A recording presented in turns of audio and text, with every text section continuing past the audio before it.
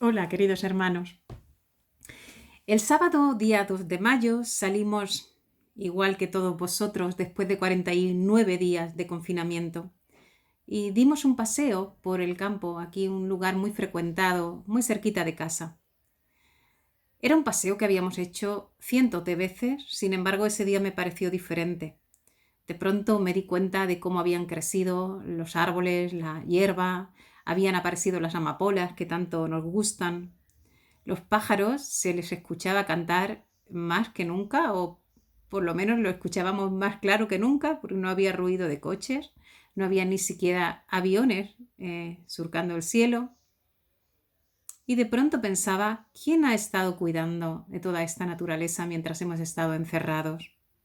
¿Quién había regado los campos? ¿Quién había dado de comer a los pájaros? ¿Quién había abonado las flores? Prácticamente todos habíamos estado encerrados en nuestras casas.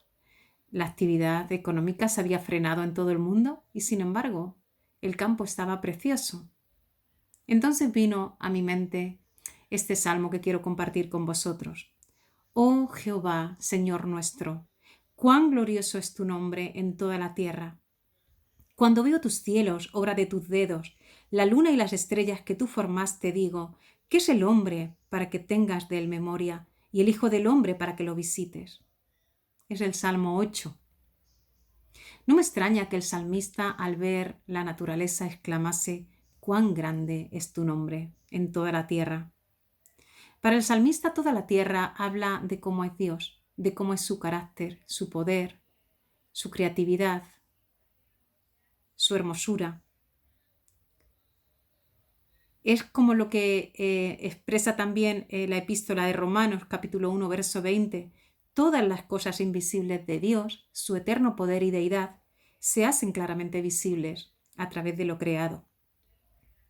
Este es un salmo escrito por David, y aunque David fue rey antes de ser rey, fue pastor de ovejas y cuidó muchos días los rebaños de su padre Isaí, seguro incluso que alguna noche habría dormido debajo de las estrellas. No sé si alguna vez te ha pasado que estás en una noche estrellada mirando al cielo y experimentas una pequeñez especial, algo que te hace sentir verdaderamente diminuto. Estás debajo de miles de millones de estrellas y dice el salmista, exclama, ¿quién soy yo? Esa pregunta existencial que tantas veces nos hacemos. Qué insignificantes nos sentimos en algunos momentos puntuales. David estaba impresionado con el espectáculo que estaba viendo. Y él estaba acostumbrado a ver cosas muy hermosas, también grandes obras de la mano del hombre, su propio palacio, obras de arte, joyas. Pero hay algo en nuestra alma cuando estamos en contacto con lo creado por Dios. Y a veces nos sentimos así, como un pequeño grano de arena en medio de un desierto. Si además pensamos, ¿cuánto es mi vida? ¿80, 90 años? ¿Qué es eso en comparación con los miles de años del universo? ¿Y si pensamos en quién soy yo en comparación con lo que es la humanidad? ¿Qué soy yo individualmente si me comparo con 7.000 millones de personas? ¿Alguien sabe de mi existencia, aparte de mis seres queridos más próximos? ¿A alguien le importa mi vida? ¿Qué propósito tengo en esta vida? ¿Lo tengo? Al salmista no le cuesta tener en cuenta a Dios. Él entiende perfectamente su identidad, siempre en relación con Dios. Y no se admira tanto de que Dios sea grande, eterno, poderoso. Más bien se admira, se sorprende de que un Dios de estas características piense en nosotros. Y como dice el texto, no solo tenga memoria de nosotros, sino también que nos visite. Yo sé que hay muchas personas actualmente que creen que no tiene sentido seguir creyendo en Dios. Más bien piensan, bueno, Dios era necesario para aquellas generaciones que no tenían forma de explicar muchos fenómenos naturales, que no tenían forma de dar salida o solución a grandes problemas de la humanidad. Pero después de tantos siglos de ciencia, ¿realmente tiene sentido seguir creyendo en Dios? Bueno, pues la verdad es que aunque podemos explicar muchas cosas, en estos días nadie tiene que convencernos de que no estamos por encima del mundo natural. Podemos explicar muchas cosas, podemos avanzar y manejar muchas cosas, pero seguimos siendo hombres, mujeres, seres humanos, no somos dioses. La ciencia no es contraria, por tanto, a la fe. Solo es interesante recordar que el 65% de los científicos premios Nobel entre los años 1900 y 2000 han sido científicos brillantes, pero también que han creído firmemente en la existencia de Dios. Me gusta una frase que dijo C.S. Lewis, que fue pensador y profesor de la Universidad de Oxford. Y él dijo: los hombres se hicieron científicos porque esperaban encontrar en la naturaleza leyes, ya que creían en un dador de la ley.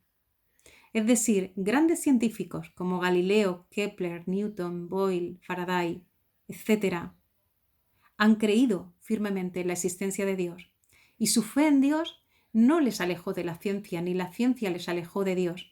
Más bien, creer en este Dios, en un Dios que pone leyes en lo creado, que ha dejado sus leyes, que ha dejado su huella digital en la creación, en lo que les impulsó a buscar, a investigar hasta encontrar estas leyes que están en la naturaleza. El propósito de Dios para el ser humano fue darle de su propia esencia. Por eso le dio su aliento, su imagen. Así que aunque el ser humano no está por encima de la naturaleza a nivel de ser Dios, sí que está por encima de la naturaleza a nivel de ser mayordomo, alguien que gobierna, que cuida, que protege, que desarrolla todo el mundo natural que Dios quiso poner en nuestras manos. Blaise Pascal dijo en una ocasión: el hombre no es más que una caña, refiriéndose a nuestra fragilidad. Dijo: la más débil de la naturaleza, pero una caña pensante. Es decir, el hombre tiene algo que no tiene el resto de la naturaleza. Tiene esa imagen de Dios, tiene esa capacidad de pensar acerca de su identidad, de pensar acerca de su propósito, entre otras cosas. Fuimos creados para tener una relación espiritual con Dios, pero también relaciones emocionales, relaciones significativas con los demás seres humanos, y también para relacionarnos sabiamente con el mundo natural. Ese fue el propósito de Dios para el ser humano. Alguien dijo que el hombre fue creado para creer en Dios. Como decíamos, para relacionarnos con Dios.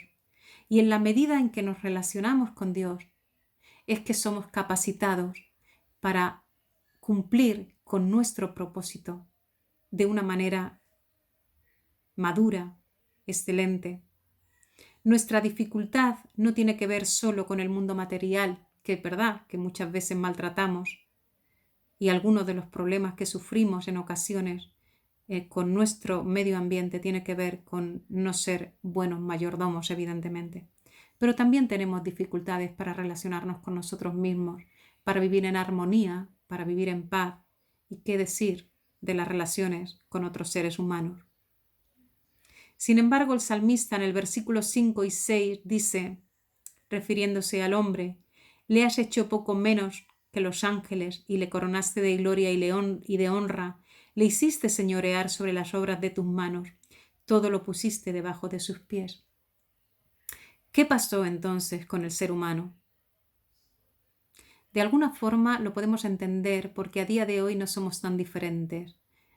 Nuestro gran problema sigue siendo nuestro propio orgullo, nuestra convicción de que no necesitamos de Dios, que podemos vivir sin Él, que nuestros criterios y nuestros valores son mejores o como mínimo suficientes. Y en medio de nuestra supuesta autonomía y autosuficiencia, la gran noticia es que Dios sigue pensando en nosotros. Dios sigue pensando en nosotros y por eso nos visitó. Y es lo que recordamos cada año en Navidad, la visita de Dios. La epístola de Hebreos en el capítulo 2 arroja mucha luz sobre este Salmo 8. En el versículo 6 repite este verso del Salmo: ¿qué es el hombre para que te acuerdes de él, o el hijo del hombre para que lo visites? Pero ahora haciendo alusión a la visita de Dios a nosotros, es decir, a la venida de Dios en la persona de Jesús, hecho uno, semejante a nosotros.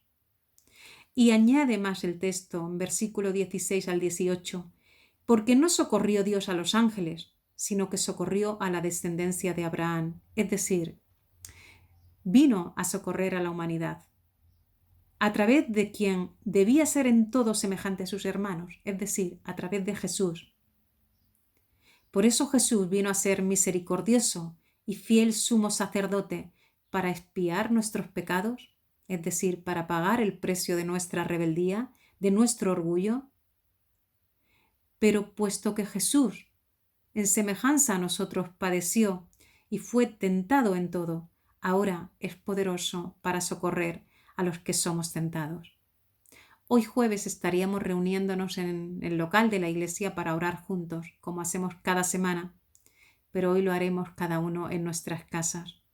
Pero qué bueno es recordar que aunque vivimos momentos de incertidumbre, aunque experimentamos fragilidad, seguimos teniendo un sumo sacerdote fiel, misericordioso y poderoso, que sabe cómo somos, que aunque seamos una caña quebrada, reflejamos su gloria, somos sus criaturas, sigue pensando en nosotros, sigue pendiente de nosotros, nos sigue con su mirada.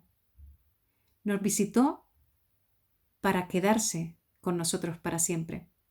Cuando Jesús murió para perdón de nuestros pecados y resucitó, Él, al ascender al cielo, envió al Espíritu Santo, porque Él dijo: no os dejaré huérfanos, enviaré al Consolador y Él estará con vosotros todos los días hasta el fin del mundo. Así que hoy podemos orar en el Espíritu Santo, sabiendo que Jesús, quien pagó por nuestros pecados, está a la diestra de Dios, intercediendo por nosotros. A Él podemos acudir en cualquier debilidad, porque en todo nos entiende, pero no solamente que nos entiende, sino que sigue siendo fiel y misericordioso para asistirnos, para escuchar nuestra oración y para responder. Así que cuando miramos no solamente la creación, sino cuando miramos al Dios que se ha mostrado también en la persona de Jesús, podemos exclamar como el salmista: oh Jehová, o lo que es lo mismo, oh Dios eterno, pero al mismo tiempo Señor nuestro, cuán glorioso es tu nombre en toda la tierra. El Dios que se revela en la creación, en la Biblia y en la persona de Jesús es un Dios grande, soberano, poderoso, creador, pero también es un Dios cercano. Así que es un Dios trascendente, pero también inmanente. No sé cómo llegaste a este confinamiento. No sé si quizá estabas en un momento de tibieza espiritual o incluso nunca habías tenido relación con Dios. Si ese fuera el caso, te animo a que puedas no solamente salir, pasear y mirar, observar cómo es la creación y te puedas preguntar ¿quién soy yo y cuál es el sentido de mi vida?, sino que también puedas investigar en los evangelios, que son las biografías de Jesús, Mateo, Marcos, Lucas y Juan, y puedas leer y puedas ver allí cómo es el carácter de Dios, cómo era Jesús, cómo trataba a las personas, cómo era su amor. Y así sigue siendo a día de hoy. Sigue habiendo oportunidad para todos nosotros. Hay un versículo muy conocido que dice que de tal manera amó Dios al mundo, que ha dado a su Hijo unigénito, para que todo aquel que en él crea no se pierda, mas tenga vida eterna. Cuán grande, Señor, y glorioso es tu nombre en toda la tierra.